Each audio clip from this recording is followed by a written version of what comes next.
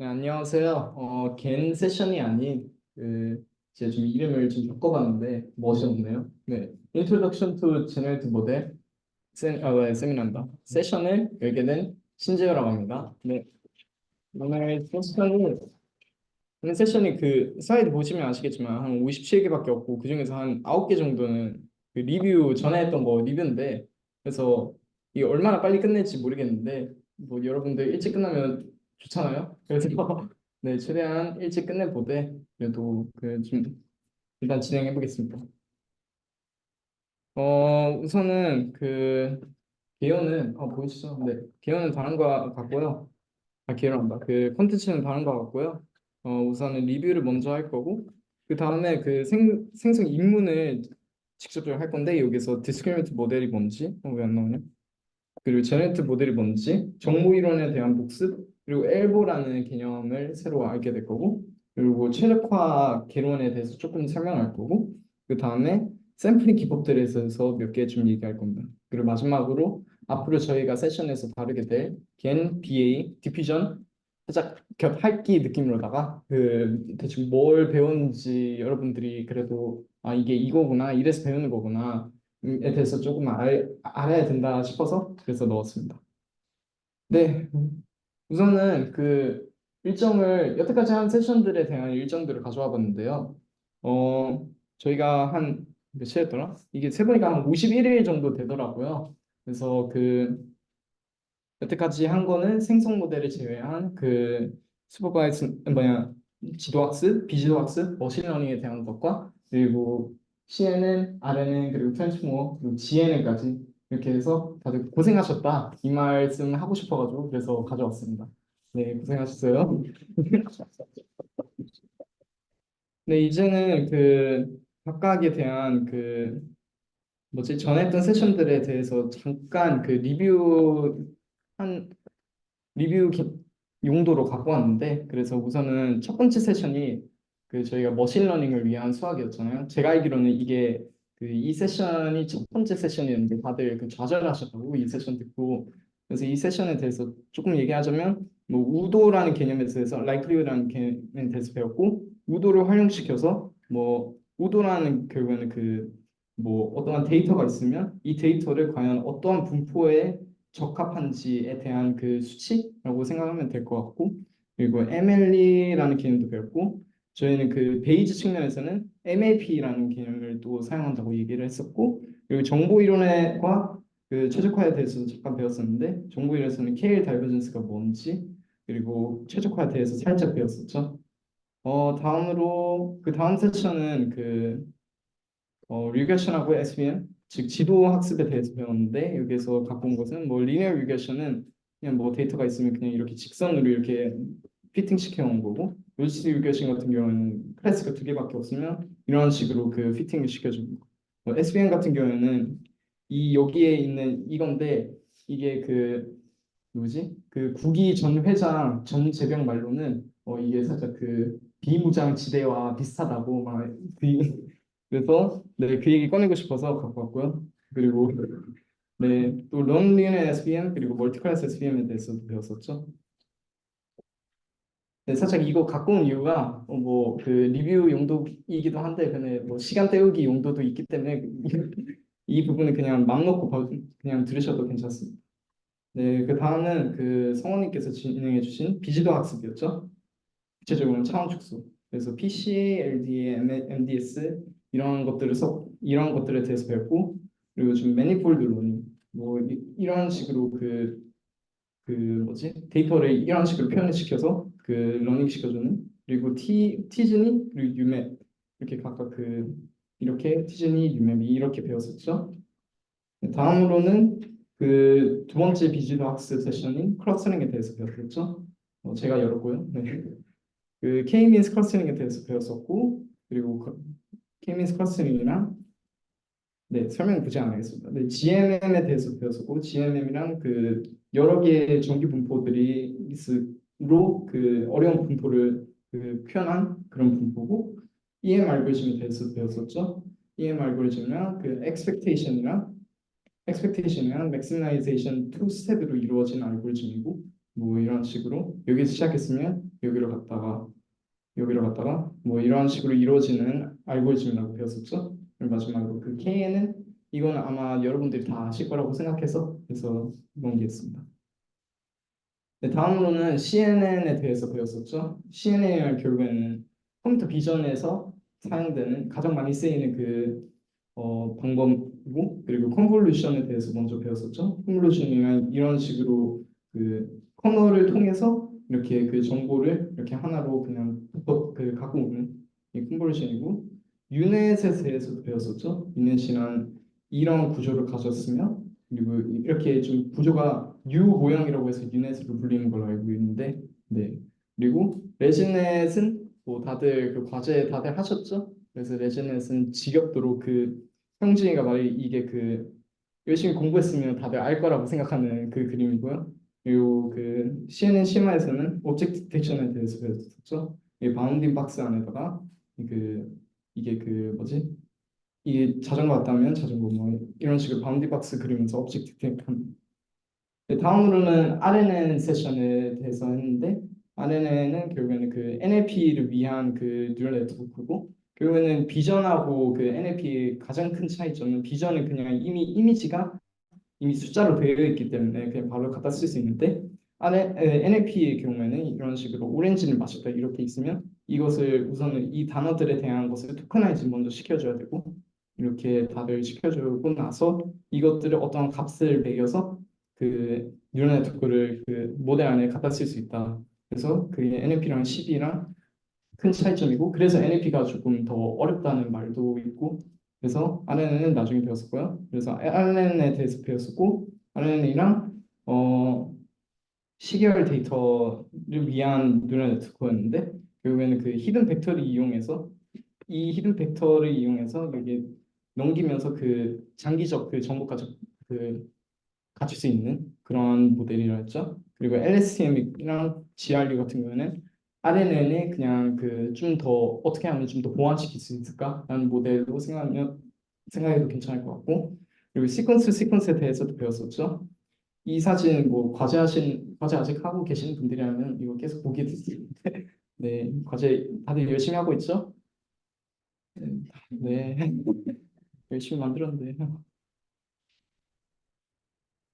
네, 다음으로는 그 이 국이 이성균이 해준 그 트랜스포머 세션이었고 그리고 트랜스포머에서는 어텐션이라는 개념에 대해서 배웠고 그리고 이 어텐션을 활용시켜서 그 시퀀스 구조 즉 인코더랑 디코더 이 구조는 갖추되 RNN 부분은 제외시킨 그러한 것을 그래서 어텐션만 활용한 그게 바로 트랜스포머라고 얘기했었죠.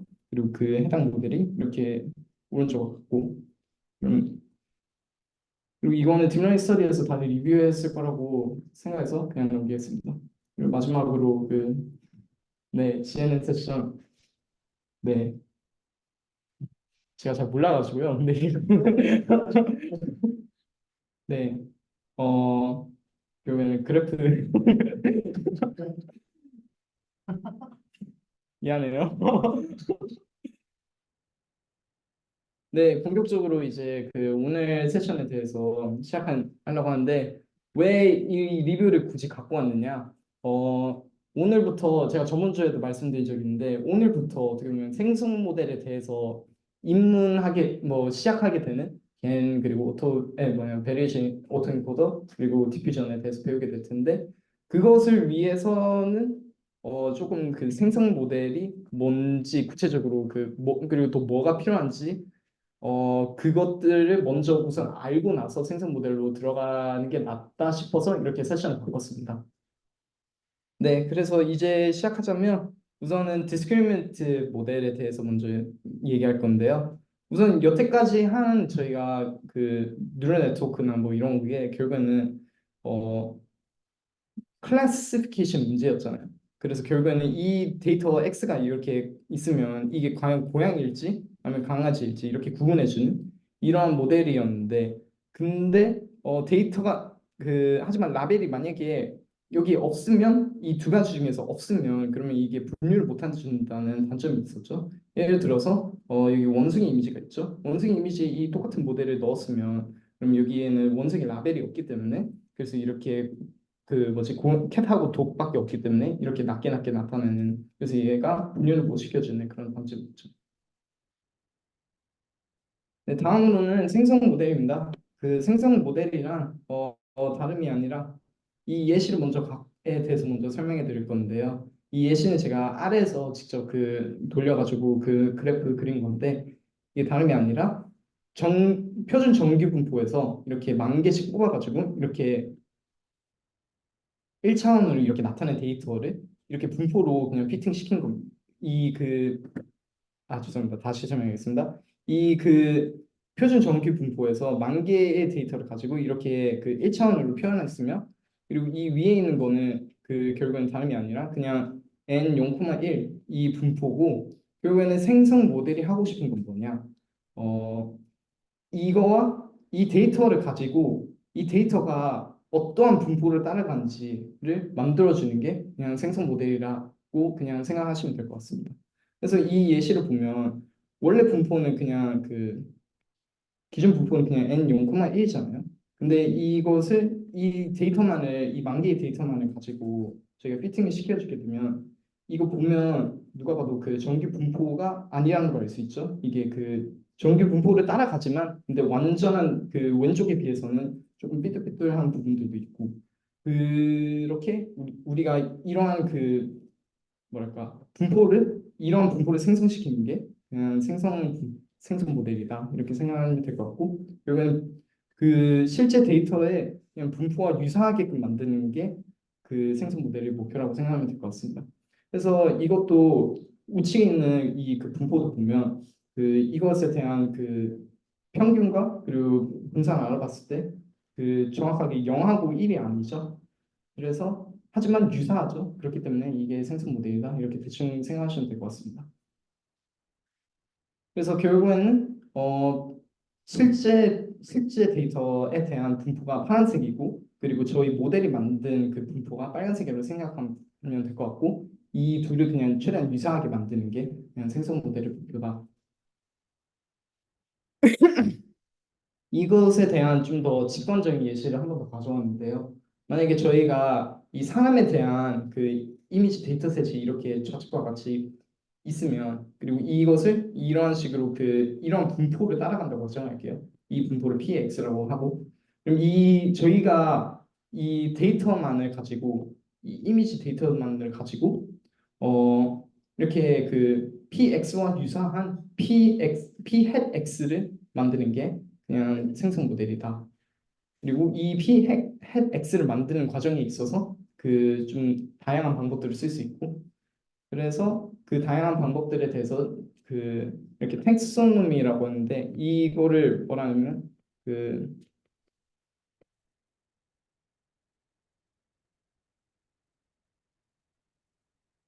이거 치면 이게 딱 나오거든요. 대충 의미하는 게 뭐냐면 다양한 생성 모델이 있는데 각각의 생성 모델들이 어떠한 방식을 통해서 이 그 분포를 예측하느냐라고 생각을 하면 될 것 같고 크게 나누는 거는 explicit density와 implicit density 이렇게 있고 이것에 대해서 설명을 또 해드려야겠죠. 그래서 우선은 그 explicit density 모델에 대해서 먼저 알아볼 거고 explicit density 모델이란 그 여기 적어놨는데 explicitly define and learn the probability density function of the data 즉 데이터의 분포를 정의하고 학습시키는 것이 목표다. 그래서 이것 역시 두 가지로 나눌 수 있는데 이게 첫 번째는 tractable density 모델 그리고 두 번째는 approximate density 모델인데 이것의 차이는 일단 우선 tractable이라는 뜻은 그 계산이 가능한 이라는 그 뜻을 가지고 있어요.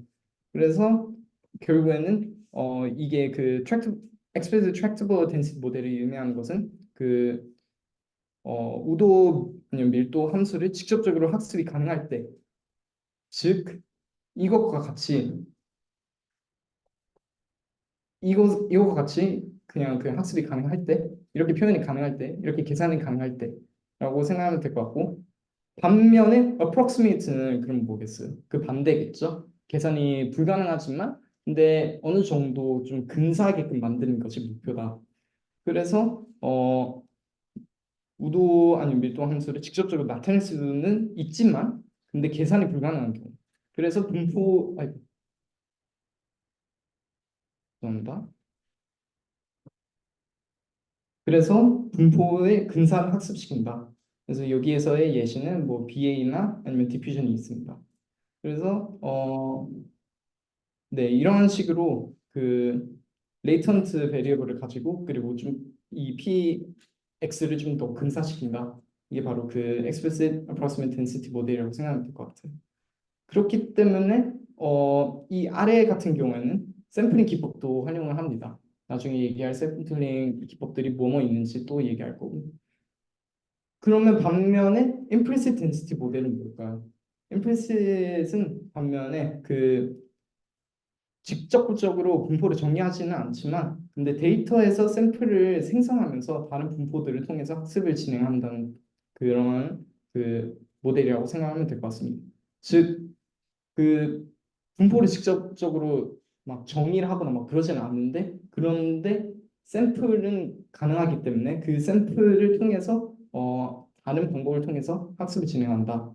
이것의 그냥 대표적인 예시는 그냥 겐이라고 생각하면 될 것 같고 걔는 뭐 설명하는 거는 간단하니까 그래서 설명을 그냥 아주 그냥 브로드하게 설명해 드리겠습니다.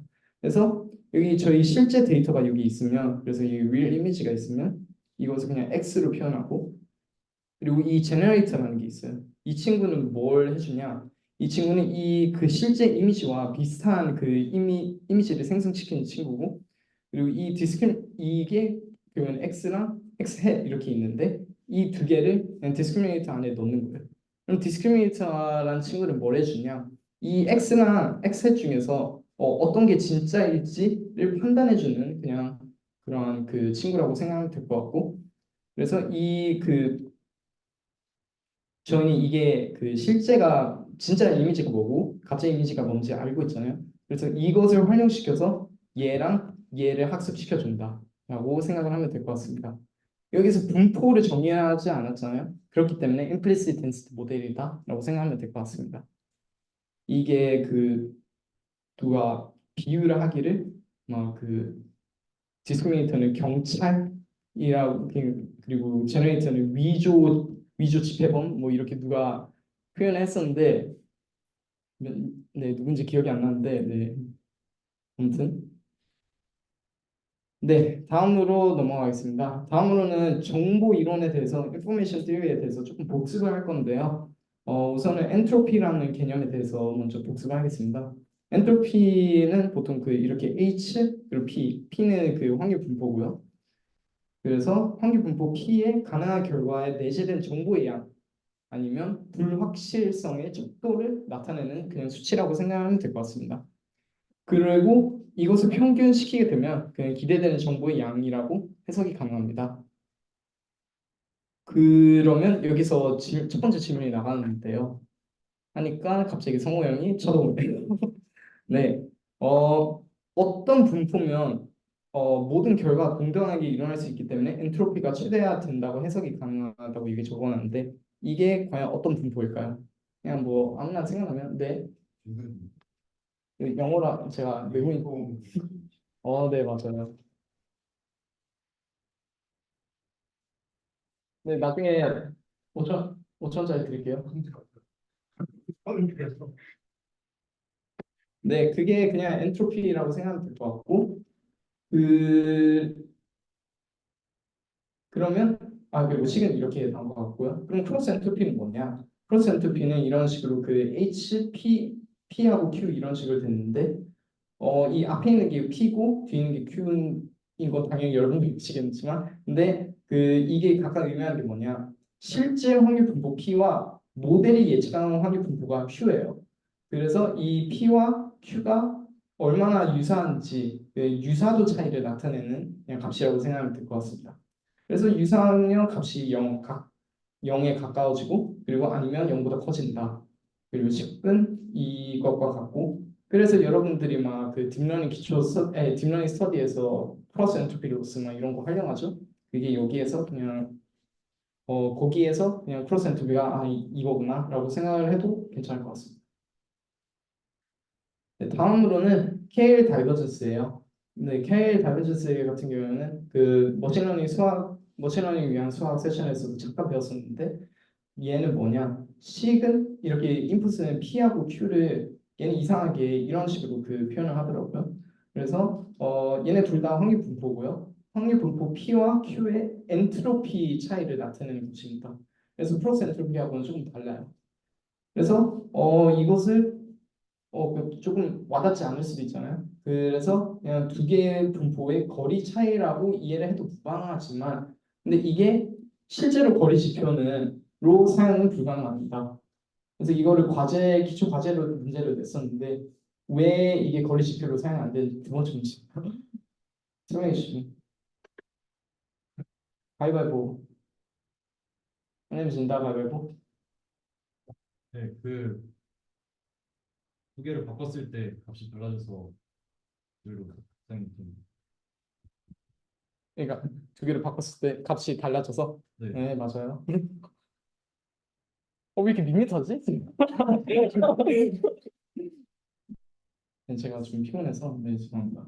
네, 그래서 식은 맞았고요. 그 식은 이렇게 그 다음과 같습니다. 결국에는 그 P하고 P를 앞에 그리고 Q를 이렇게 뒤에 받으면 PX 여기 그리고 로그 PX 나누기 QX 그리고 모든 X에 대해서 이렇게 표현이 됩니다. 그럼 여기에서 여기까지는 다 알고 있을 거라고 생각하는데 여기서 새로운 개념이 하나 나옵니다. 젠슨 샤넌 디스턴스인데 이게 그냥 흔히 그냥 JS라고 말하는데 아까 KL 다이버전스가 거리 지표로는 사용이 안 된다고 했잖아요. 근데 그 JS의 경우에는 그 KL 다이버전스를 활용해서 나타낸 거리 지표라고 생각하면 될 것 같습니다. 그래서 결국에는 KD와는 사실상 똑같은 용도지만 근데 이거는 확실한 거리 지표예요. 그래서 이게 왜 거리 지표인지 한번 보면 그 식은 일단은 이렇게 됩니다. 그래서 P하고 Q를 그 KL 다분치하고 똑같이 입력을 받지만 근데 여기 보면 그 KL, P 그리고 M 그리고 KL, Q 그리고 M 그럼 M은 뭐냐? 2분의 1 곱하기 P 플러스 Q입니다. 그래서 이것이 전에 있던 문제는 그 KL, PQ 그리고 QP가 달라서 그래서 거리지표가 아니다. 근데 여기 보면 밑에 보면 JCPQ를 이렇게 표현을 했고 그리고 JCQP를 이렇게 표현했죠. 이거 둘이 그냥 여기 있는 게 여기 있는 거고 여기 있는 게 여기 있는 거고 그래서 사실상 둘이 똑같다. 그래서 얘는 거리지표를 사용이 될 수 있다. 이렇게 이해를 하면 될 것 같습니다.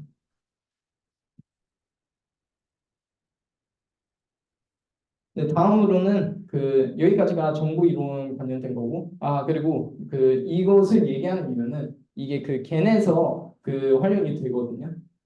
KL 다이버스의 경우에는 거리 지표가 아니기 때문에 겐에서는 KL 다이버스보다는 이 JS를 활용한다고 생각하면 될 것 같습니다. 그래서 목요일 날 세션에 이게 나올 확률이 매우 높습니다. 다음으로는 엘보에 대해서 얘기한 건데 엘보에 대해서 얘기하기 전에 베이지에 대해서 먼저 복습을 할 건데 이 공식 다들 알고 계시죠? 베이지의 정리인데 이것을 해석하자면 해석하면 식은 이렇게 갖고 여기 있는 게 포스테리어고 이게 라이클리후드 이게 프라이어 그리고 얘가 y에 대한 마진을 분포 그래서 저희가 공부한 거는 세타에 대한 것이기 때문에 이렇게 얘는 그냥 상수를 취급하고 그리고 이렇게 표현이 가능하긴 합니다. 이게 실제로 베이지에서 사용하고요. 그럼 베이지가 왜 중요하냐, 왜 와닿지 않는다 이렇게 얘기하실 수도 있는데 그래서 예시를 한번 가져와 봤습니다. 만약에 저희가 어떠한 여기 있는 점들을 좌표라고 생각하면 될 것 같고 어떤 지역에 관한 온도가 궁금하다고 예시를 들어볼게요. 근데 온도에 대한 데이터가 이런 여기 있는 것들밖에 없어요. 근데 좌표는 이렇게 나왔죠. 그렇기 때문에 다른 값들을 이용해서 다른 데이터를 이용해서 이 온도를 예측이 가능합니다. 그래서 뭐 예를 들자면 온도와 관련되어 있는 그 지표가 뭐가 있을까요? 뭐 예를 들자면 얼마나 그 고도가 얼마나 높이 있는지 그 곳이 아니면 그 얼마나 그 위쪽에 있는지 얼마나 북쪽에서 가까운지 뭐 등등 뭐 이런 요소들이 아무래도 그 영향을 끼치겠죠. 그렇기 때문에 이것들을 그냥 이런 것들을 그냥 그 이용해서 온도를 예측하는 게 가능하다. 그래서 베이지가 그냥 중요하다. 이렇게 생각하시면 될 것 같습니다. 이해되시나요? 네. 그럼 이것을 생성 모델의 관점에서 바라보면 여기는 PZ 기분 X는 포스페리어 프로버빌티, 즉 레이턴 베리애블 Z가 데이터 X를 얼마나 잘 나타내는지, 그리고 PZ는 프라이어 프로버빌티, 즉 레이턴 베리애블 Z에 대한 분포를 나타낸 것입니다. 그래서 이것을 설정은 보통 그냥 가우시안 디스트리뷰션을 설정하고요. 그리고 px 기분 z 이것은 likelihood 우도죠. 그래서 즉 latent variable z의 값으로 데이터 x를 관측할 확률 그리고 px 이거는 맞지는 likelihood죠. 즉 모델에서 데이터 x를 관측할 확률. 그래서 저희가 이 엘보에 대해서 알기 전에 그 저희가 approximate density 모델에서는 어떠한 그 샘플링을 통해서 그 근사로 한다고 했잖아요. 그 근사를 하는 그 분포가 그냥 QZ다. 그래서 여기 적어놨는데 approximate Poisson distribution of the latent variables given the input data x. 즉, 이 저희가 공부하는 이 PZ given x인데 이것을 직접 구하는 거 불가능하잖아요. 그렇기 때문에 이 QZ를 통해서 얘하고 좀 근사시키게끔 만들고 싶다. 이게 바로 베리에이션을 인플루언스라고 생각하면 될 것 같습니다. 여기까지는 다들 이해되시죠? 어, 네, 다음으로 넘어가겠습니다. 다음으로는 그 엘보에 대해서 그 이제 좀 보게 될 텐데, 케일 다베준스 식을 생성 모형에 적용시키면 이렇게 그 다음과 같이 이런 식으로 표현이 가능합니다. 근데 즉 저희 목표는 이것을 해보자면 저희는 얘랑 얘를 그냥 근사시키게끔 만들고 싶은데 그것을 확인하기 위한 지표를 그냥 KW를 사용했고 그럼 저희 목표는 이 값 자체가 그냥 최소화되게끔 바라겠죠. 어떻게 보면 왜냐면 둘이 최대한 비슷하게끔 만들려고 하니까 근데 여기서 문제점이 발생합니다. 문제점이 뭐냐? 이 P Z 기변 X가 intractable 하다는 겁니다.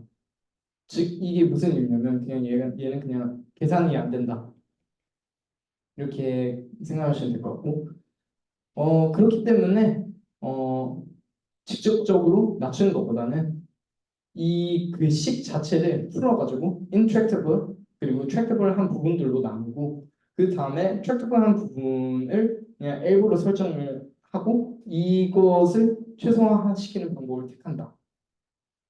이게 사실상 그 BA에 활용되는 걸로 알고 있는데 이 식에 대해서 좀 더 알아보기 위해서 가져왔습니다. 그래서 이 식에 대해서 이것을 풀면 그 이 식을 풀면 그럼 이렇게 그 이 expectation이 쓰여진 부분과 그리고 이 log px 이 부분이 나오는데 log px 자체도 어찌 그 인터랙티브를 하죠. 그렇기 때문에 이 부분은 인터랙티브를 하고 그리고 이 좌측에 있는 부분은 expectation이 쓰여졌잖아요. 그렇기 때문에 얘는 트랙티브를 하다. 그래서 이 좌측에 있는 식을 그 마이너스 L 곱하기 L보라고 생각하면 될 것 같고 그럼 L보는 그냥 이 두 개를 그냥 바꿨다라고 생각하면 될 것 같습니다.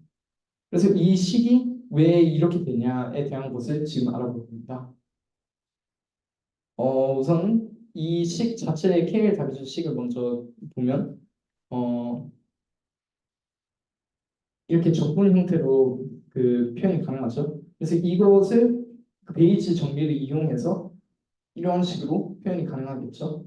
왜냐면 이거는 결국 베이지 정리에 의하면 그냥 P Z 기분 X는 그냥 다름이 아니라 그 조인트 나누기 그 마지널이다. 이기 때문에 그래서 이렇게 표현이 가능하고요. 그래서 이것을 그 이게 지금 형태가 있는 게 적분 형태로 있고 앞에 그 QZ에 대한 게 있고 이 Z에 대해서 그냥 적분시킨 거잖아요. 그래서 이것을 그냥 Q가 베이스로 있는 expectation을 씌울 수가 있겠죠. 이 값 자체를 이해되시나요? 네. 그래서 이것을 쭉쭉 풀어보면 이거는 결국에는 로그의 성질을 이용해서 이렇게 위에는 그 뭐냐 분자와 분모를 이렇게 나눌 수 있고 이것을 한 번 더 로그의 성질을 이용하면 이렇게 그 한 번 더 나눌 수 있고요. 그래서 이것을 풀게 되면 여기 우측에 있는 이거는 이게 expectation이 Q에 대해서 쓰여졌는데 지금 여기는 Q에 대한 게 없죠. 그래서 그냥 expectation은 그럼 얘는 그냥 이 expectation 안에서는 그냥 상수 취급이 되는 거예요. 그렇기 때문에 그냥 이렇게 나오게 된다. 그리고 나머지는 Q가 들어가 있기 때문에 그래서 이렇게 나온다. 어, 죄송합니다. Q에 대한 게 아니야. Z가 없기 때문에 죄송합니다. 어, 그래서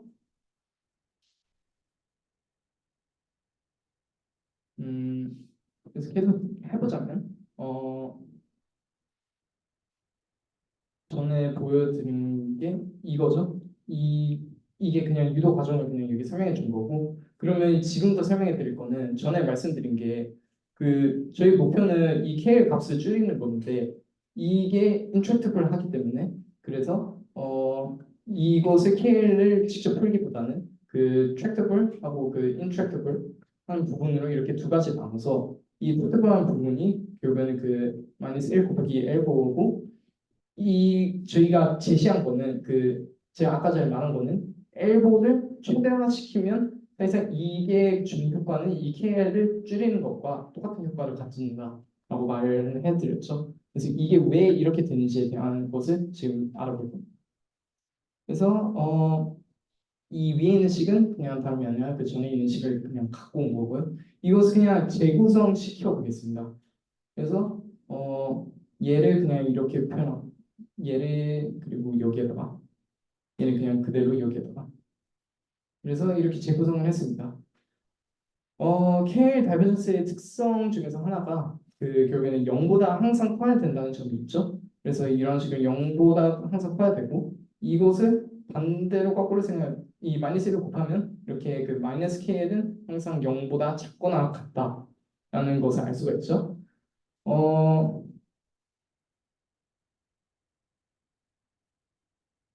네, 그래서 이 점을 이용하면 그러면 여기 마이너스 부분이 있죠. 그래서 결국엔 얘는 얘와 같은데 얘가 그 뭐지?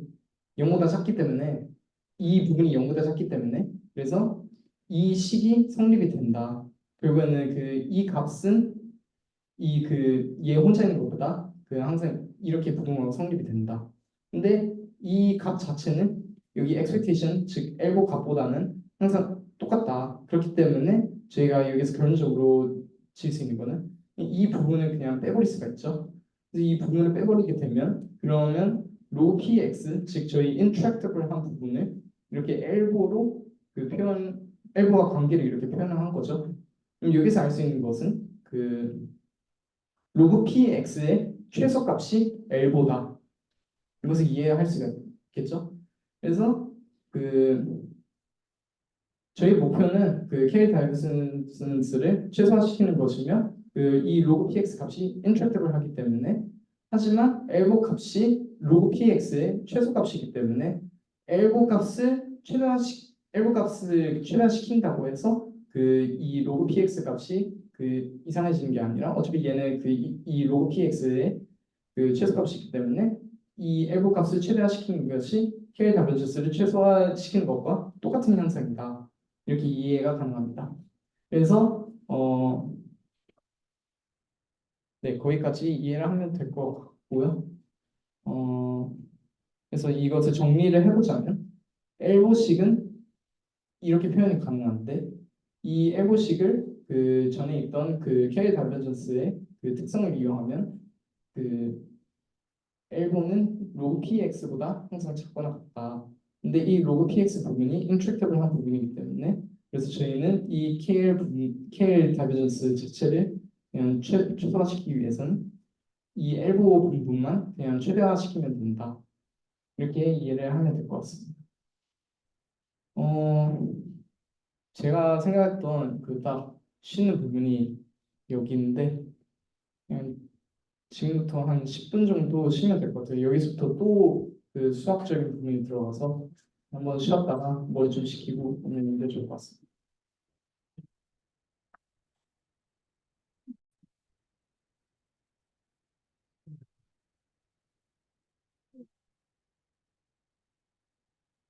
어, 하면서 좀 질문이 몇 개 좀 나와가지고 어, 제가 뭐지? 인트랙티브를 하고 트랙티브를 하다에 대한 것을 설명을 그냥 좀 살짝 대충 하긴 했는데 이게 우선은 왜 인트랙티브를 한지 먼저 설명해 드릴게요. 이게 트랙티브를 한 거는 그거는 그 expectation 씌워져서가 맞고 그리고 이 expectation 씌워진 것을 통해서 그 결국엔 저희가 이것을 뭐지? 나중에 보면 알겠지만 그 다양한 샘플링 기법을 통해서 얘를 그냥 근접시키는 게 가능하다. 이렇게 이해를 해도 무방합니다. 근데 이게 인트랙티블 이 오른쪽에 있는 게 그럼 인트랙티블한 이유를 설명해 드릴게요. 구체적으로는 PX가 인트랙티블 합니다. 이게 왜 인트랙티블 하냐? PX를 저희가 구할 때 px, z 그리고 dz 이렇게 표현을 하잖아요. 이렇게 해서 구하죠. 수리통계학 원 들어주셨으면 아마 다들 아실 거라 생각하는데 근데 이것을 통해서 구할 수는 있지만 이 z 여기 있는 z 있죠. 이 값이 생성 모델에서는 이 z 하나뿐만이 아니라 그냥 이게 표현을 하자면 여러 개 있을 거란 말이죠. 그냥 x는 그냥 벡터로 그냥 똑같이 표현할게요.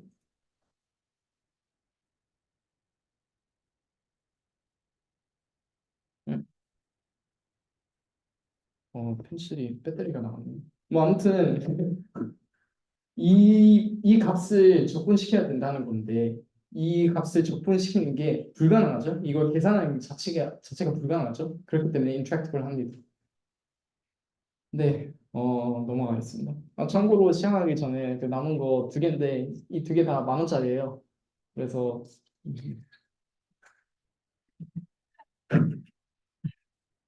네, 열심히 들어주세요.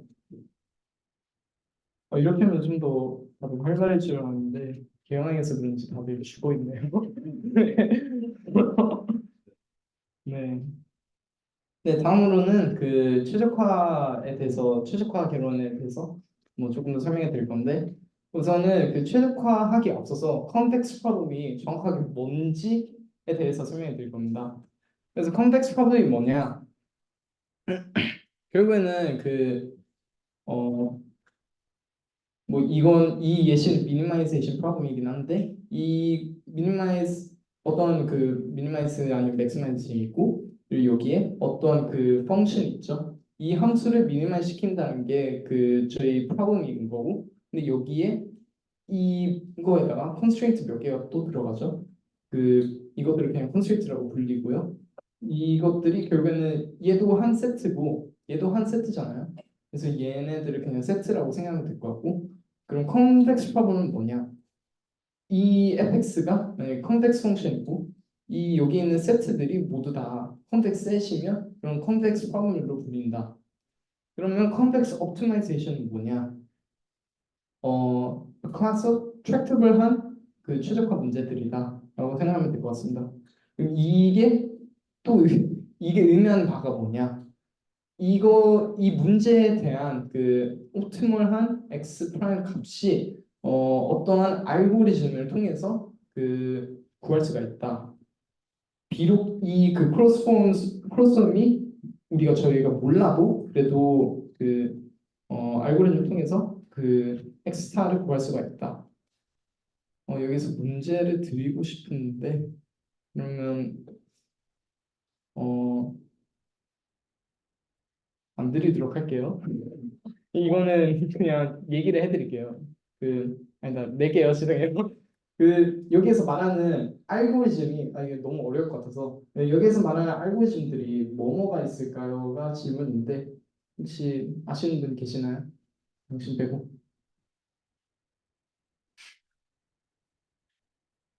아무도 모르는 것 같아서 나중에 네 얘기하세요. 그레디언트. 네, 맞습니다. 그래서 저희가 배웠던 그레디언트 디센트 연습 문제라면 화내실 거죠? 네, 그래서 저희가 배웠던 GDA나 아니면 뭐 그 슬랙 베리블을 활용한 다른 알고리즘도 있는데 이런 알고리즘들을 통해서 그래서 그 이 문제를 풀 수가 있다고 생각하면 될 것 같습니다. 그래서 이게 컴플렉스 프로블럼이고 그럼 여기서 궁금한 게 있겠죠? 컴플렉스 펑션은 그 저희가 전에 그 다들 알고 있겠죠? 컴플렉스가 정확한 의미가 뭔지 그냥 두 번 미분하면 뭐 0보다 작은 거 이거 아니냐? 근데 사실은 아니긴 하지 맞긴 하지만 근데 좀 더 그 정의가 하나 더 있습니다. 그래서 그 컴플렉스 펑션에 대한 것과 컴플렉스 셋이 정확하게 의미하는 게 뭔지에 대해서 알아볼 겁니다. 네, 우선은 컴플렉스 셋이 뭔지에 대해서 알아볼 건데요. 네, 우선은 그 이 자체가 셋인 거는 다들 알고 있죠. 네, 다들 알 거라 생각하는데 그럼 컴팩트 셋은 뭐냐? 이게 직관적으로 의미하는 것은 이 컴팩트 셋 내에서 아무 두 점을 잡았을 때 그리고 여기에 선을 그었을 때 이 선 내에 있는 모든 점들이 이 셋 안에 있다가 컴팩트 셋입니다. 그래서 이 좌측의 경우에는 이렇게 x랑 y 여기에다가 선을 그어도 이 선 안에도 그 이 컴팩트 셋 내에 있기 때문에 이 셋 내에 있기 때문에 이것은 컴팩트 셋이다. 하지만 그 우측 셋 같은 경우에는 점들을 x랑 y를 x1하고 x2를 이렇게 잡고 얘를 선 그으면 이 부분 있죠. 이 부분이 그 셋 안에 안 들어가잖아요. 그래서 얘는 non convex 셋이다. 로 이해를 하면 될 것 같습니다. 그리고 이것을 수식어로 풀면 이것과 같아요. 근데 이것은 이해하려면 네, 조금 거리 같아서 그래서 이거는 그냥 식은 이렇다 하고 넘어가겠습니다. 네, 다음은 convex 펑션이 구체적으로 뭔지에 대해서 알아볼 건데요. 네, convex 펑션이랑 convex하고 조금 비슷하긴 하지만 다릅니다.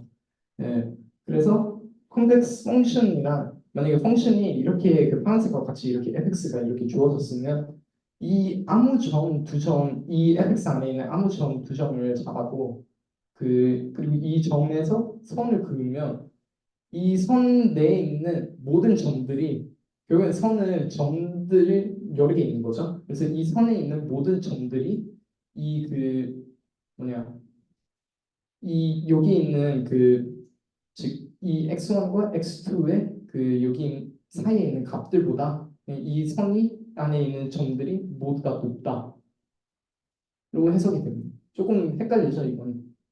그래서 제가 다시 한번 설명해 드릴게요. 컨벡스 펑션이란 뭐냐면 어떤 펑션 fx에 대해서 지금 여기서는 파란색 그 선이고 아무 두 점을 잡으면 이 두 점을 x1하고 x2로 나타내겠습니다. 이 두 점을 잡아서 여기에 선을 그으면 이 선의 모든 점들이 이 그 x1하고 x2 사이에 있는 이 x 값들 있죠. 얘네를 죄송합니다. f 함수 안에 넣었을 때 값들이 이 부분일 텐데 이 부분보다 이 선이 항상 위에 있으면 그럼 그것은 컨텍스 펑션이다. 로 해석이 가능합니다. 그리고 식은 이렇게 표현이 가능합니다. 조금 어렵죠? 아무래도 조금 심한 내용일 것 같아서 네, 우선은 넘어가겠습니다.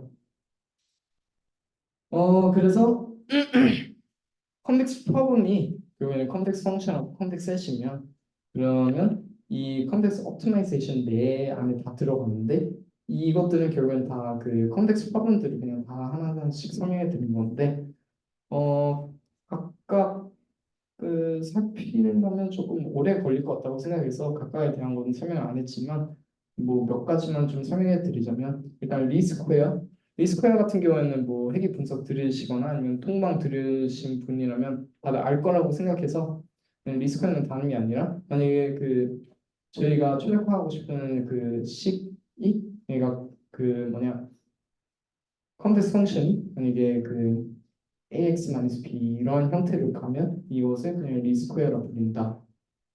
이게 리스퀘어고 이거 그냥 줄게요.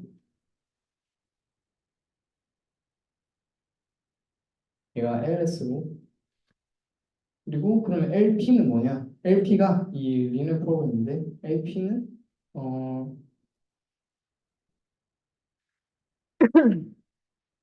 만약에 그 저희가 최적화하고 싶은 식이 만약에 그냥 리니어 함수일 때, 즉 막 그 이런 식으로 그냥 이런 함수일 때 그냥 이게 리니어 프로그램으로 지칭합니다. 어, 네, 이 두 개만 설명하고 넘어갈게요. 왜냐하면 나머지까지 다 살피려면 그 조금 시간이 걸릴 것 같기도 하고 뭐 나중에 이해에 딱히 도움이 될 것 같지 않아서 넘어가겠습니다. 네, 다음으로는 그 뭐 다들 한 번씩 들어봤을 거라고 생각해요. 라그랑주 함수라고 그 혹시 들어보셨던 분들 한번 손 들어주실래요? 그냥 궁금해가지고 별로 없군. 네, 그 라그랑주 함수란 뭐냐면 저희가 봤던 거는 전에 얘기했던 컴플렉스 프로블럼은 이 컴플렉스 펑션이 있고 그리고 이 컴플렉스 셋이 있잖아요. 이것을 직접 풀려면 이 컴플렉스 펑션을 그냥 풀면서 그 뭐 어떤 함수를 이렇게 풀려야 되는데 이 요소들까지 고려를 해야겠죠. 이 요소들을 콘스트레이트라고 부르는데 이 콘스트레이트까지 그냥 그 식의 어떤 식에 그냥 같이 얘하고 같이 대입을 시켜버리자. 그냥 같이 그냥 싹 다 넣어보자. 라고 생각을 하면 될 것 같습니다. 그게 바로 라그란주 함수고요. 그래서 이것을 구체적으로 살피면 Lx 그리고 람다 누, 이 람다하고 누가 추가되었죠. 얘네는 다름이 아니라 이 그 inequality constraint 즉 부등호 그리고 equality constraint 즉 이 equal sign에 대한 constraint를 각각 의미합니다. 그래서 람다는 그 equality 죄송합니다. inequality 관련이 된 거고 누는 equality 관련된 거다. 얘네들도 결국에는 그 x와 같이 그냥 그 최적화시키는 새로운 변수라고 생각하면 될 것 같아요. 그래서 이 변수들을 그냥 넣고 이 변수들을 넣어서 그냥 이런 식으로 그냥 이 자체를 그냥 여기에다가 한 함수로 그냥 표현했다. 이게 바로 그 라그랑주 함수라고 생각하면 될 것 같습니다. 네. 그러면 그것까지는 알겠어. 근데 그럼 이게 이거 자체를 풀려면 어떻게 해야 되냐? 그럼 예시를 한번 갖고 와봤습니다. 어, 이 미니마이 x랑 y에 대해서 미니마이제이션 프로블럼인 그 x 제곱 플러스 y 제곱은 1이라는 그 함수를 가지고 그리고 컨스턴트는 x 플러스 y는 1이다. 이것을 시각화시키면 이렇게 다음과 같습니다. 그러면 여기서 마지막 문제가 마지막 문제인가? 마지막 문제가 하나 나옵니다. 이 문제에서 그 저희가 궁금한 x 스타와 y 스타는 뭘까요? 그냥 이 그림에서 유추가 가능합니다.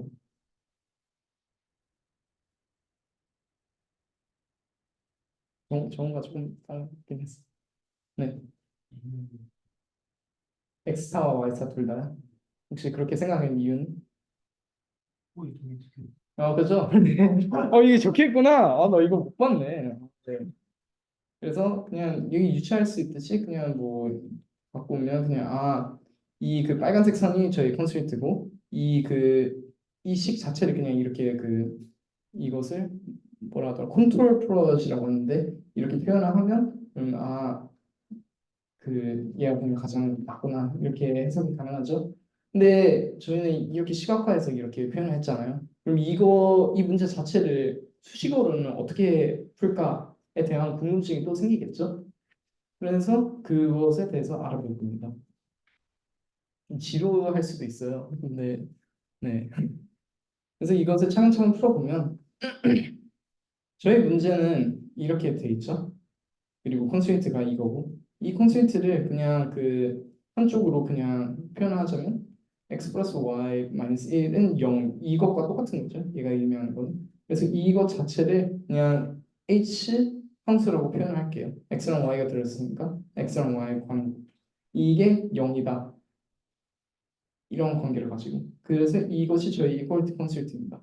그러면 라그랑주 함수를 이용하면 이런 식으로 fx 플러스 이게 이퀄리티 컨스트레인트니까 누에 관한 그것을 여기다 넣고 그리고 곱하기 hx, y 이렇게 표현이 가능하겠죠. 그래서 이것을 그냥 여기다가 갖고 오면 이렇게 표현이 가능하다. 그럼 여기서 또 궁금하겠죠? 그럼 이 문제 자체는 어떻게 풀죠? 이것을 두얼리티라는 개념을 이용해서 풉니다. 네. 두얼리티란 다름이 아니라 어, 이 함수 자체를 이 프로블럼 자체를 그냥 좀 다르게 갖고 와보자. 그냥 다른 세계에서 그냥 다른 관점에서 바라본다라고 생각을 하면 될 것 같습니다. 그래서 결국에는 duality 함수가 이 G 함수로 표현이 가능한데요. 저희가 기존에는 그냥 fx에 관한 것이 그냥 이 primal problem이라고 하고 그리고 죄송합니다.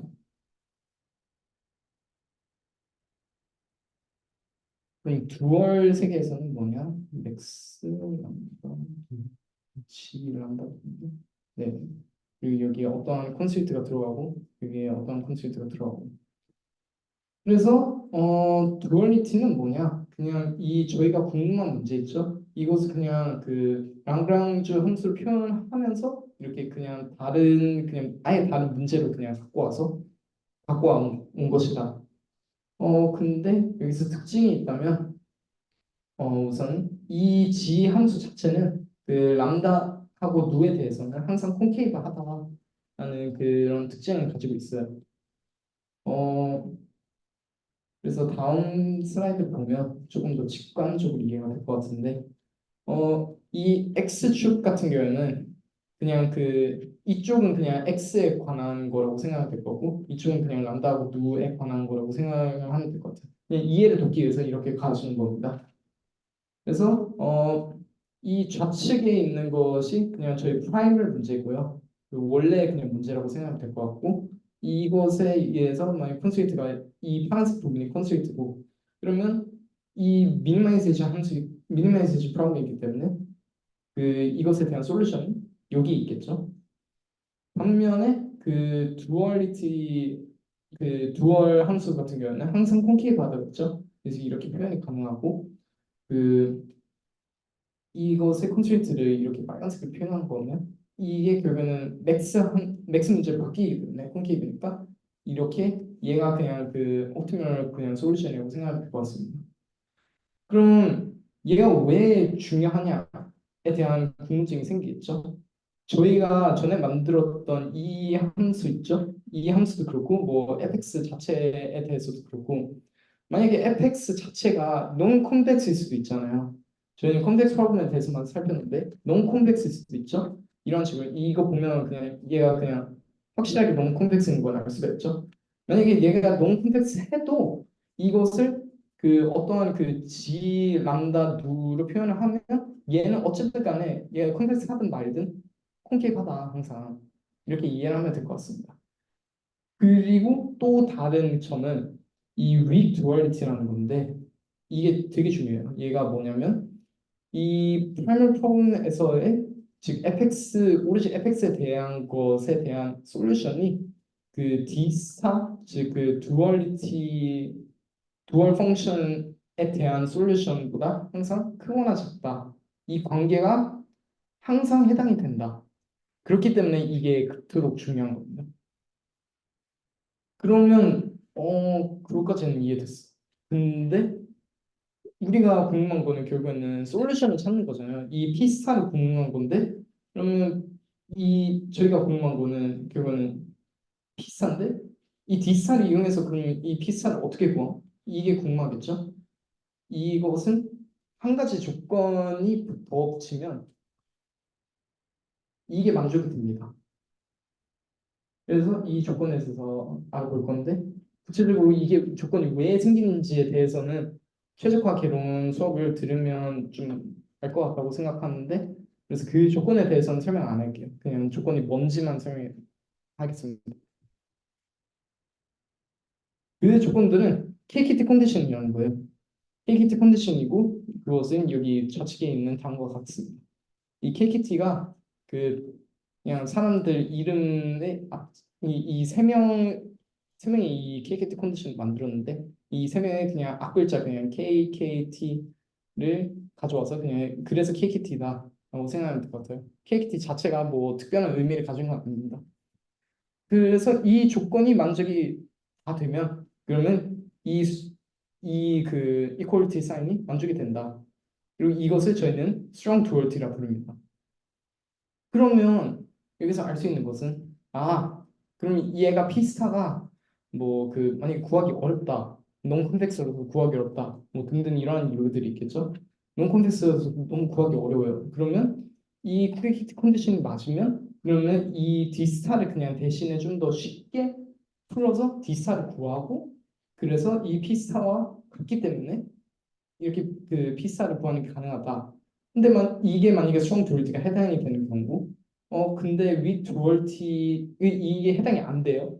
그러면 weak duality라는 개념을 이용해서 근사 정도라도 시키는 게 가능하다.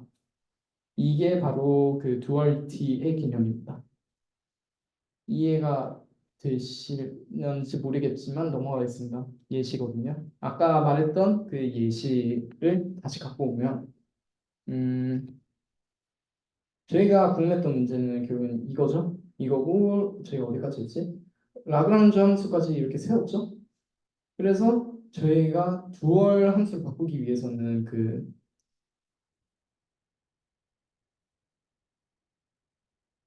어, 이거였죠. 이거기 때문에 얘를 만족하기 위해서는 우선은 이 함수 자체의 최소값을 찾아야 되기 때문에 얘랑 x에 대해서 한번 미분시켜야 되겠죠. 그래서 x랑 y에 대해서 한번 미분시켜야 되겠죠. 근데 이 문제에서는 어, 이 문제에 맞게끔 이 식을 좀 변환시킬게요.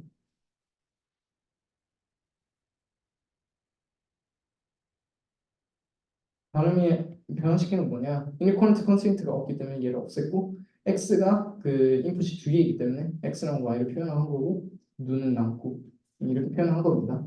그래서 이것을 찾기 위해서는 이 함수 자체를 x랑 y에 대해서 미분시켜야 되겠죠? 그래서 이걸 미분시키면 그냥 x타는 두얼에 대한 이 두얼 식에 대한 x타는 이 마이너스 2분의 2 이렇게 나오고 그리고 y를 미분했으면 그 마이너스 2분의 2 이렇게 나옵니다. 그래서 이 두 개를 그냥 이 원래 함수에 있는 것에다가 다시 대입을 시키게 되면 그럼 얘는 다름이 아니라 그냥 얘죠 결국에는. 왜냐하면 이게 미니마이제이션 값이라는 것을 미분을 통해서 알게 됐으니까. 그래서 이것에다 그럼 이 원래 식에다가 그냥 그 x랑 y 자리에다가 그냥 이 2분의 마이너스 2분의 2를 넣게 되면 이렇게 마이너스 2분의 제곱 마이너스 2분의 제곱 그리고 누 여기 마이너스 2분의 2 마이너스 2분의 2 마이너스 1 이렇게 그 대입이 가능하겠죠. 그래서 이 식을 풀게 되면 이 쭉쭉쭉 풀게 되면 마지막에는 이런 형태로 나오게 됩니다. 그럼 이게 결국에는 누에 대한 식이죠. 이게 저희의 그냥 두얼 함수라고 생각하면 될 것 같습니다.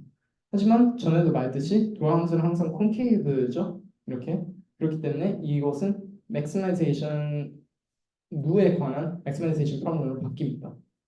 그러면 여기서 저희가 알아야 되는 거는 어 그러면 누 스타는 뭐냐? 그럼 이것을 알기 위해서는 그냥 미분을 시키면 되겠죠? 미분시켜서 이 맥스 누, 지 누 이게 궁금한 거기 때문에 결국은 그냥 지 누를 누에 대해서 한번 미분시켜서 이 누 스타가 뭔지를 구하면 되겠죠? 그래서 이것을 미분시키게 되면 누는 다름이 아니라 마이너스 1이 나옵니다. 마이너스 1이 나왔기 때문에 이 값을 그냥 그대로 그냥 지 누 함수에다가 대입을 시켜서 D 스타를 구할 수도 있고 아니면 저희는 여기서는 왜 만족했는지는 얘기를 안 했지만 이 문제 자체에서는 그 KKT 컨디션이 만족이 됩니다. 이것까지 하나하나씩 파헤치기에는 시간이 너무 지체될 것 같아서 그냥 만족된다. 그렇기 때문에 strong duality가 만족이 된다. 그러면 이게 무슨 뜻이냐? P 스타랑 D 스타가 똑같다. 근데 저희는 그냥 누 옵티멀 값을 여기다가 구한 거죠. 그렇기 때문에 그 D 스타 값을 알 수가 있다. 그래서 이것을 통해서 P 스타 값이 유추가 가능하다. 그래서 그 결국에는 이게 의미하는 게 뭐냐? 이 X 두얼 스타 두얼은 X 스타랑 똑같다. 이 X 스타는 그 원래 그 함수 fx, y에 대한 그 최소값을 만족시켜주는 그 엑스타. 그래서 그 전에 이 바로 직전 슬라이드에 보면 이 엑스타 두얼은 그 마이너스 2분의 2 그리고 y스타 두얼은 마이너스 2분의 2죠. 여기다가 그냥 그 이 누를 그냥 대입시킨 겁니다. 그러면 x타는 2분의 1 그리고 y타는 2분의 1 이렇게 나오죠. 그래서 아까 정우가 말한 그 솔루션이랑 똑같습니다. 그래서 이런 식으로 그 non 뭐지 컨스트레이트가 걸려 있는 그 문제들도 이런 식으로 풀 수가 있다로 이해하면 될 것 같습니다. 네. 혹시 질문 있나요? 네, 넘어가겠습니다. 이 머신러닝 수를 위한 수학에서 다루기는 했는데 이렇게 구체적으로는 다루지 않았던 걸로 기억해서 이렇게 한번 구체적으로 갖고 와봤습니다. 네, 다음으로는 그 샘플링 기법들에 대해서 알아볼 겁니다.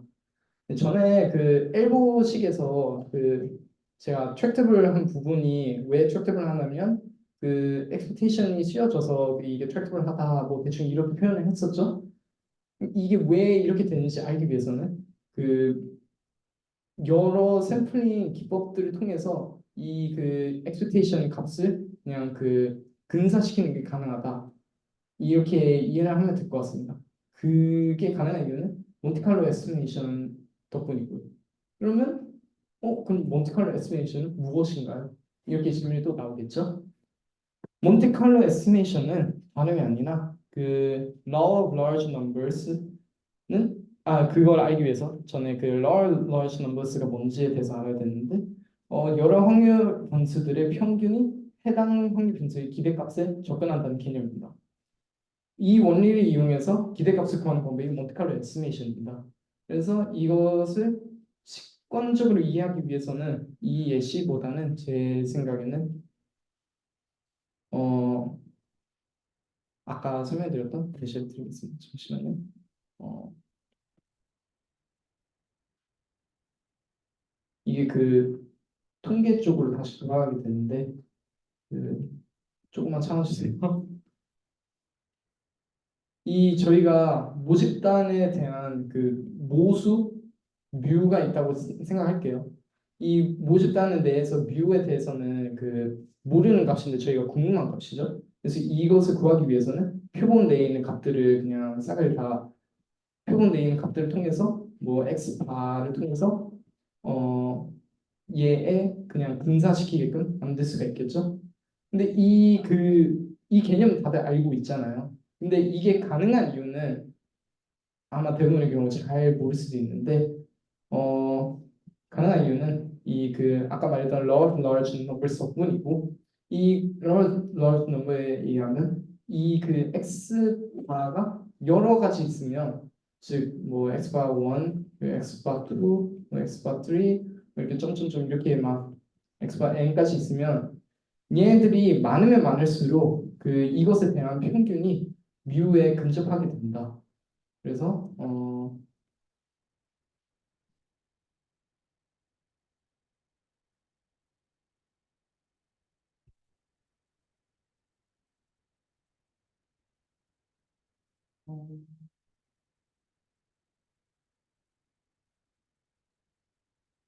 이렇게 표현이 가능할 것 같은데요. 이게 의미하는 것은 뭐냐? X바가 저희의 그 표본에서 뽑은 그 뮤에 대한 그 뭐랄까 추정 값이라고 생각하면 될 것 같고 이것을 여러 개 뽑아서 그 n 개만큼 뽑아서 이렇게 평균을 내면 이것을 굉장히 쌓이고 쌓이면 이 값이 그 뮤에 근접하게 된다. 그래서 이런 식으로 그 expectation 내에 있는 값들을 모두 다 구할 수가 있다. 이게 몬테칼로 에스티메이션입니다. 즉 저희는 분포에 대해서 알고 있잖아요. 분포를 알고 있고 이게 샘플링을 계속 할 수 있으니까 샘플링을 여러 번 그냥 계속 해서 그 하다 보면 언젠가는 무, 언젠가라는 게 결국에는 n이 무한대로 근접하게 된다는 건데 언젠가는 그 모수에까지 그 근접하게 된다로 해석을 하면 될 것 같습니다.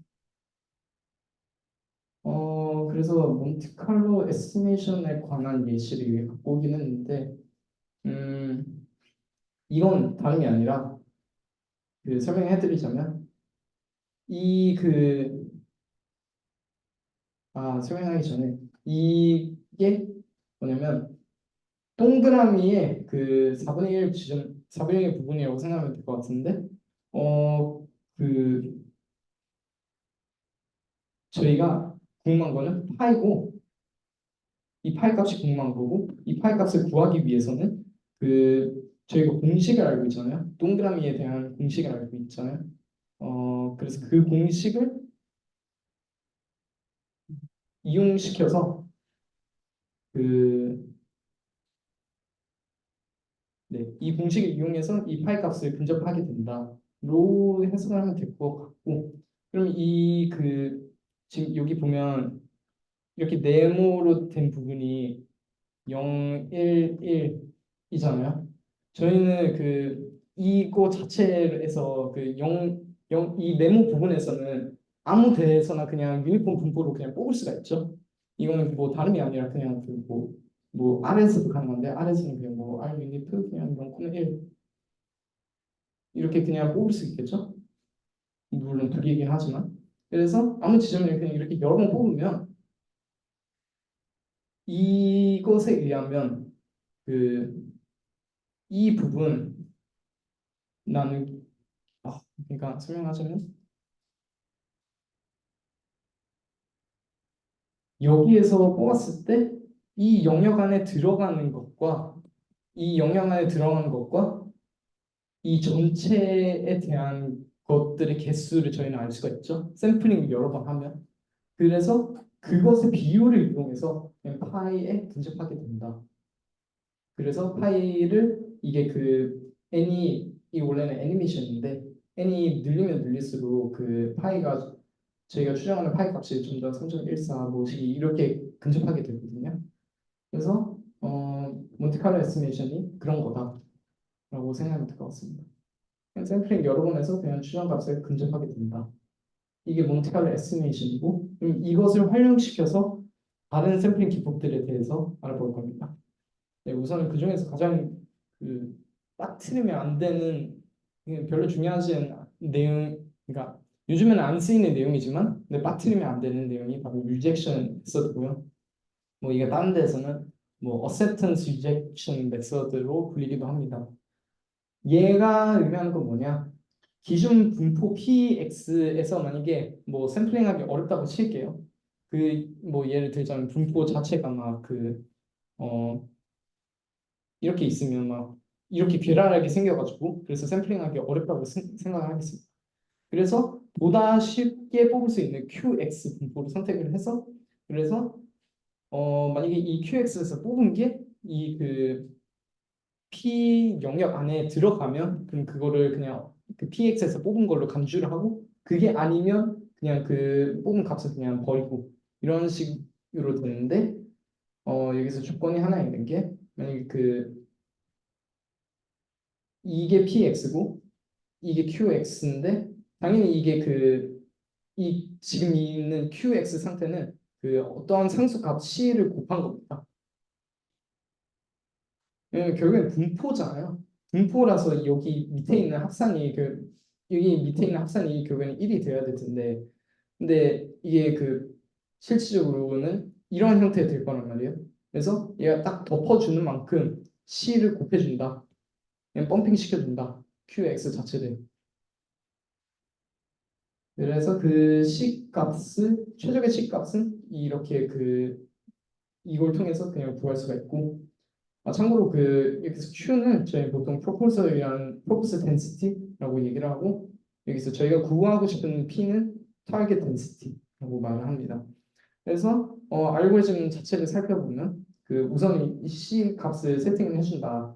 C 값을 세팅을 해주고 어, Q에서 Y 값을 뽑는다. 그런 다음에 그 유니프 0,1에서 U 값을 뽑는다.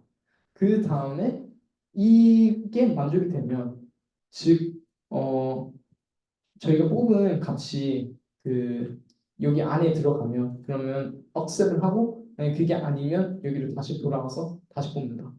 이게 바로 리젝션 메서드입니다. 그래서 이것에 대해서 좀 더 예시를 가져와 봤는데 즉 이 예시에서는 어, 이 밑에 있는 게 저희가 공만 PX 타겟 그리고 위에 있는 게 저희가 그 직접 여기서 뽑을 거라는 purpose density QX겠죠. 그래서 QX에서 뽑으면 이렇게 그 점들이 이렇게 나오겠죠. 여기 사방에 그냥 여기저기. 그리고 나서 그 PX보다 아래 즉 이 PX 영역 안에 들어가면 이렇게 파란색처럼 어셉을 하고 만약 그게 아니면 이 빨간색처럼 그냥 유제를 시키게 됩니다. 근데 당연히 효율이 안 좋겠죠. 이게 그렇기 때문에 요즘 사용이 안 된다. 근데 나중에 있을 그 샘플링 기법들에 대해서 좀 더 이해를 돕는 관점에서는 많이 도움이 되기 때문에 자주 가르칩니다. 네, 다음으로는 important 샘플링에 대해서 알아볼 건데요. 만약에 저희가 구하고 싶은 추정량이 그냥 hx라고 칠게요. hx고 그리고 이 부분이 분산이 만약에 매우 높으면 거나 아니면 그 샘플링 하는 것이 어려울 때 이 임포트 샘플링이 사용된다고 생각하면 될 것 같습니다. 즉 샘플링 하기 어려운 것을 더 쉽게 샘플링 한다. 리제션 메서드는 그냥 더 쉽게 샘플링 한다기보다는 그냥 샘플링하기 어려운 것을 그냥 샘플을 한다. 이 차이가 확실히 있습니다. 그래서 이게 왜 되냐라는 것은 이 식을 그냥 계속 따라가 보면 되는데 지금 시간이 조금 애매해서 이 식에 대한 설명은 그냥 넘어가겠습니다. 그래서 제가 그 통계 전산 강의에서 그냥 공부하면서 갖고 온 노트를 하나 가져왔는데 어, 만약에 저희가 궁금한 추정량 값이 이 영역이라고 칠게요. 이 영역을 치는데 이 그 F 분포에서 그냥 직접 뽑는 것은 가능하지만 근데 이 영역에 대한 값들이 궁금한 거잖아요. 근데 이 영역에 대한 값들은 궁금하고 나머지는 궁금하지 않기 때문에 그래서 여기서 F에서 직접 뽑아도 대부분의 경우는 사용하지 않게 된다. 여기 영역을. 왜냐면 그게 궁금한 거는 여기 영역이 있기 때문에. 그래서 궁금한 영역을 그냥 H 함수로 이렇게 표현을 했다. H 함수로 해서 이렇게 표현했고 그리고 이 영역에서는 만큼은 좀 더 뽑기 쉬운 새로운 함수 G를 지정을 해서 여기에서 그냥 뽑는다. 이게 바로 그냥 임포트 샘플링이라고 생각하면 될 것 같습니다. 당연히 여기에서 만약에 값을 G에서 뽑게 되면 여기에 값들이 위에 있겠잖아요. 그래서 이것을 그 대비하기 위해서 이 값들이 그 뭐지 G와 F의 density 함수를 이용해서 얘네들을 그냥 여기에 들어가게끔 스케일 시켜주는 뭐 그런 것도 여기 인포트 샘플링에서는 그 맞춰준다고 생각하면 될 것 같습니다. 어, 네, 넘어가겠습니다. 다음으로는 아마 제가 이 샘플링 메서드를 부분을 넣은 이유인데요. 몬티칼로 마크업 체인이라는 거고 몬테칼로는 전에 봤던 몬테칼로 에스티메이션이 맞고요. 그럼 마크업 체인은 뭐냐? 마크업 체인이랑 그냥 짧게 설명하자면 뭐그 나중에 디퓨전 할 때도 알아야 되기 때문에 그래서 지금 설명하겠습니다. 뭐 이런 식으로 그냥 이렇게 넘어가는 과정이 있다고 칠게요. 그러면 마크업 체인은 뭐냐? 이 얘네들이 연결된 것은 당연하고 이 그 xt 플러스 1 값을 궁에 대해서 궁금할 거 아니에요. 근데 이 xt 플러스 1 값에 대해서 알기 위해서는 보통은 그 이전 시점의 값들을 다 알아야 되잖아요. 근데 말코 체인이란 뭐냐? 이전 값들은 다 필요 없고 그냥 오로지 그 직전 시점 XT만 있어도 된다. 이게 바로 그냥 말코 체인의 아주 간단한 설명입니다. 어, 그럼 몬테칼로 말코 체인, 즉 그것을 짧게 말하자면 MCMC 얘는 뭐냐? 어, 그 베이즈에서 자주 사용되는 건데 이것을 다시 갖고 와볼게요. 만약에 저희가 궁금한 게 이 포스테리어면 이 포스테리어를 직접 샘플링하기는 어렵잖아요. 즉 그 직접 그 구하는 게 어렵잖아요. 그렇기 때문에 이 그 베이지 정리를 이용해서 보다 쉽게 뽑을 수 있는 라이트리오하고 프라이어를 가져와서 얘네들을 이용해서 그 샘플링 하면서 뭐 좀 더 가깝게 하는 게 그냥 MCMC다라고 생각하면 될 것 같은데 그러면 이게 구체적으로 구현이 어떻게 되느냐? 알고리즘은 그냥 뭐 이렇게 적혀 있는데 네, 알고리즘 설명할게요. 어, 일단은 먼저는 그 처음 시점 값을 그러니까 초기 값을 먼저 설정해줘요. 초기 값은 그냥 그 x 내에 있는 도메인 아무거나 그냥 갖고 오면 되고 그리고 나서 모든 t 시점에 대해서 그냥 그 새로운 x 값을 그냥 어떤 q 분포에서 샘플을 합니다. 참고로 이 q 분포에는 이 그 xt 부분이 뒤에 들어가 있죠. 보통은 이 xt 부분이 뭘로 사용이 됐냐? 이 q 분포에 그냥 그 평균으로는 보통 이 사용이 됩니다. 그래서 저희가 여담이지만 이 q 자체를 그냥 노멀로 보통 세팅을 하거든요.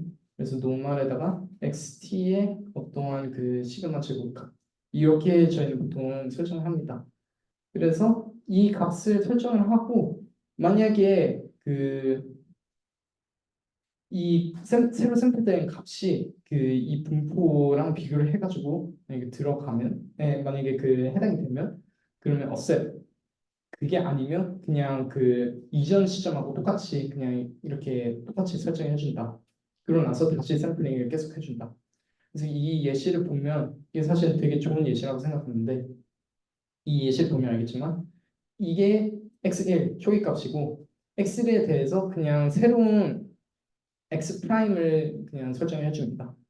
설정을 해주고 이 둘을 비교해서 원래 density 값에 넣어가지고 비교를 해가지고 만약에 어떤 확률에 의해서 offset을 하게 되면 그럼 이 다음 시점에 그냥 이 x 프라임으로 설정해주고 그게 아니면 그냥 얘는 원래대로면 그냥 똑같이 이렇게 되겠죠. 그래서 그 위 그냥 어셉 이렇게 하고 여기에서 그 위잭이 된 모습을 볼 수가 있죠. 여기는 이렇게 빈칸으로 되어 있으니까 이러한 알고리즘이 그냥 그 MCMC의 기본이다 라고 생각하면 될 것 같습니다. 그래서 좀 더 직관적으로 이해를 돕기 위해서 좀 예시를 갖고 와봤는데 이 좌측 예시보다는 우측 예시가 좀 더 나을 것 같은데 아마 이걸 링크를 누르면 여기 안에 들어가게 될 텐데 어, MCMC 자체를 좀 더 구체적으로 설명하기 위한 거거든요.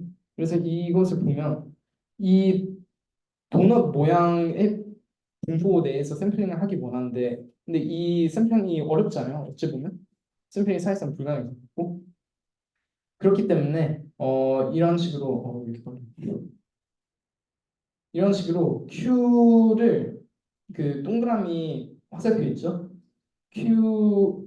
죄송합니다. 이 동그라미 있죠? Q를 그냥 이쪽에서 그냥 뽑는다라고 생각하면 될 것 같고 이 화살표에 된 값이 그냥 저희가 새로 뽑은 x 프라임 값이다라고 생각하면 될 것 같습니다. 이 x 프라임 값이 아니 이 도넛과 비교를 해서 이게 안에 들어가면 그러면 없어요. 아니면 그냥 다시 뽑고 q x 프라임. 그래서 이것을 어,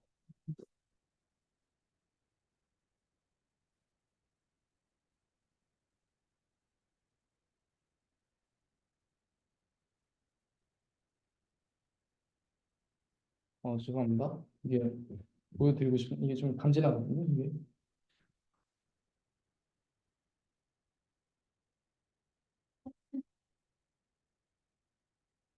아무튼 이거를 뽑고 하게 되면 이거 좀 안 멋있네 이렇게 보니까. 근데 이거를 계속 하게 되면 그 잠시만요. 다시 한 번 더 시도해볼게요. 멋있다. 이런 식으로 그냥 뽑게 된다.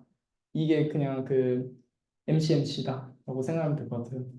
그래서 이것을 쭉쭉쭉 뽑게 되면 그 왼쪽과 밑에 보면 그 이렇게 분포가 이 뽑은 값이 그 x 측면에서의 그 분포, 그리고 y 측면에서의 그 분포 이렇게 볼 수가 있죠.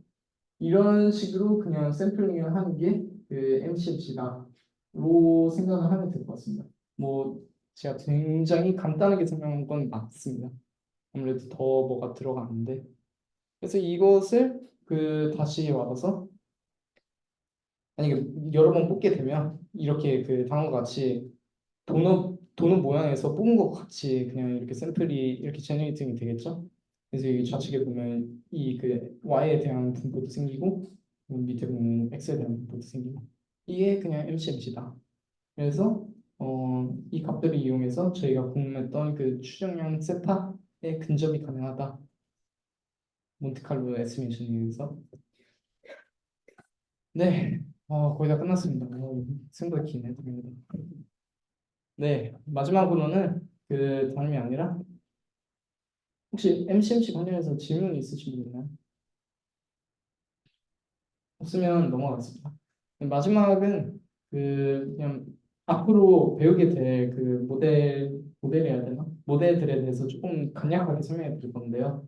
앞으로 배울 때 겐 그 VA 디비전 한 2주, 3주 동안 배우게 될 텐데 겐에 대해서 먼저 설명해 드릴게요. 겐은 따로 분포를 정의하지 않는다고 했죠. 그렇기 때문에 얘는 implicit density 모델이고 그래서 만약에 그 어떠한 그 제네레이터라는 친구랑 디스크리미네이터라는 친구가 있고 제네레이터라는 친구의 목표는 이 디스크리미네이터라는 친구를 속이기 위한 것이 목표고 이 디스크리미네이터의 친구는 이 제네레이터가 그 거짓말을 했는지 안 했는지 판별하기 위한 친구라고 그래서 걔네 보통은 투 플레이어 게임이라고 뭐 표현을 하기도 합니다. 그래서 제네레이터가 그 페이크 데이터를 만들고 리얼하고 그 페이크가 여기 있죠. 이것을 디스크리미터 안에 넣어서 이거는 가짜야. 이거는 진짜야. 근데 저희는 이게 가짜가 뭔지 진짜가 뭔지 알고 있죠. 그래서 그 이 두 값을 비교해서 나온 값들이 있겠죠. 이 값들을 통해서 이 값들을 통해서 얘 학습, 얘 학습 이렇게 하게 되는 겁니다. 얘 학습되는 거는 디스크리미터가 틀렸는지 아니면 맞췄는지 즉 얘를 좀 더 잘 속이기 위해서 학습한다고 생각하면 될 것 같고 디스크리미터가 학습되는 거는 이 말 그대로 그 페이크하고 리얼을 좀 더 잘 판별하기 위해서 학습을 한다고 생각하면 될 것 같습니다. 여기 보면 분포가 아무것도 없죠. 그래서 implicit density 모델입니다. 네, 다음으로는 VA인데요. VA는 제가 여기 안 적었네요. Variational Autoencoder입니다.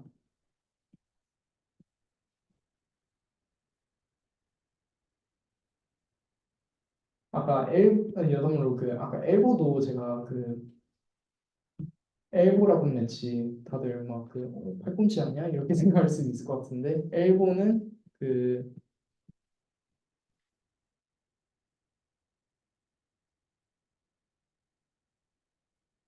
이겁니다. 여기서 O까지 해서 그래서 이게 앞 글자에 따라서 엘보로 불리는 걸로 알고 있습니다. 네, 아까 설명을 못해서 그래서 이게 좋은 거고 그럼 BA는 뭐냐? BA는 여태까지 설명해 드렸던 엘보를 활용시켜 가지고 이 X 인풋 자체를 갖고 와서 얘를 어떠한 그 뮤랑 시그마 이것을 reparameterization 트릭이라고 하는데 나중에 배우게 될 텐데 이렇게 표현을 시켜서 어떠한 그 레이튼 벡터로 표현해서 디코더에다가 집어넣어서 이 새로운 엑스파리먼트 이렇게 생성하게 되는 겁니다. 그래서 결국에는 그 저희가 배웠던 시퀀스도 인코더 디코더 과정 그 구조를 가지고 있잖아요. 얘 역시 이 부분이 인코더고 이 부분이 디코더입니다. 그래서 이렇게 인코더 디코더 그 구조를 가진다. BA도. 네.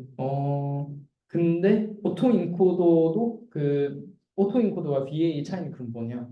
오토 인코더도 역시 이렇게 그 인코더와 디코더 구조를 가집니다. 하지만 BA는 그 확률 분포를 그 가정한다는 것에 대해서 차이점이 있습니다. 그렇기 때문에 생성 모델이라는 관점에서는 오토 인코더는 생성 모델이 아니고 BA가 생성 모델이라는 점도 있습니다. 하지만 BA를 이해하기 위해서 오토 인코더를 이해해야 되기 때문에 넣었습니다. 다음으로는 디퓨전 마지막이에요. 디퓨전이고요. 디퓨전이라는 것은 explicit approximate density 모델, 즉그 확률 분포를 그 정리를 하는데, 근데 디퓨전은 전에 있던 거와 뭐가 다르냐? 아주 특별한 친구예요. 그래서 마이크로 체인을 활용하고 만약에 어떠한 데이터 X가 있으면 얘를 가지고 그냥 그 마이크로 체인이 결국에는 XT-1, XT 그리고 이렇게 가면서 이렇게 쭉쭉 가는 과정이라고 했죠? 얘도 똑같습니다. 일단은 그 첫 위쪽 부분에서 X라는 데이터에 대해서 그냥 이렇게 쭉쭉쭉쭉쭉쭉 그냥 갖고 와서 어떠한 그 노이즈 상태로 만들어줍니다. 그 다음에 이 노이즈 상태인 것을 다시 이렇게 쭉쭉쭉쭉 마이크로 체인으로 해서 X 타임 아니면 여기서 XT를 생성시킨다. 이게 디퓨전이다로 이해를 하면 될 것 같습니다. 네. 그래서 이것을 정리를 하자면 네, 다음과 같습니다.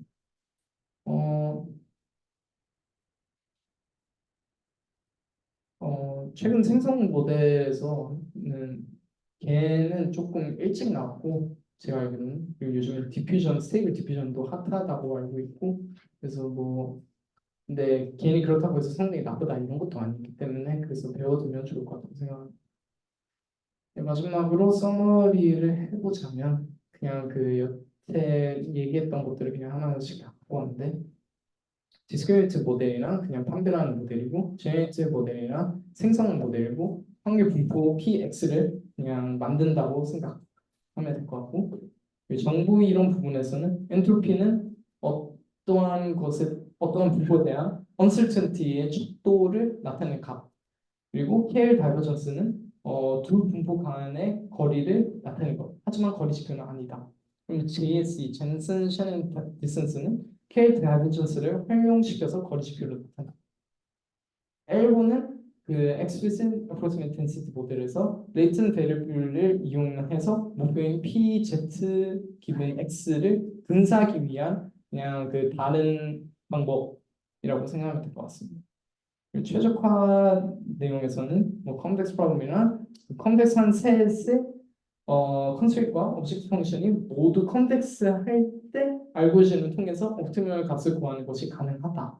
이게 그거고 그러면 컴플렉스 프로블럼이랑 네. 그리고 라그랑주 함수나 그 컨스트레인트들이랑 그 컴플렉스 펑션들을 모두 다 그냥 한 개의 식으로 그 표현을 한 거.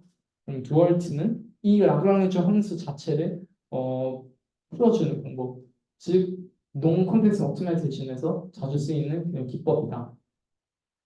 샘플링 기법에서는 샘플링 방법들에서는 리젝션 메서드, 샘플링하기 쉬운 분포에서 기각을 통해서 샘플링하는 방법. MCMC는 임포트 샘플링은 좀 추정하기 어려운 추정 값을 조금 더 그쪽에서는 좀 더 쉽게 뽑을 수 있는 분포를 새로 정해서 거기에서 뽑는 방법. MCMC는 likelihood와 prior를 이용해서 포스트웨어를 샘플링하는 방법. 그리고 겐이랑 implicit density 모델이며 제네레이트와 디스크리미네이트를 비교하면서 학습시키는 모델. BA랑 explicit approximate density 모델이며 엘보를 최대화시키는 방법으로 오토인코더의 reparameterization 트릭 그리고 샘플링을 검증 모델 이 디퓨전은 월커 체인을 이용해서 이미지를 노이즈를 이미지로 오게 하는 explicit approximate intensity 모델입니다. 네, 들으시느라 고생하셨고, 그리고 끝내기 전에 만약 이것에 대해서 좀 더 궁금하시면 여기 구기 조혜연님이 그 위키박스 하나 만들었는데 참조하면 되겠습니다. 네, 고생하셨습니다.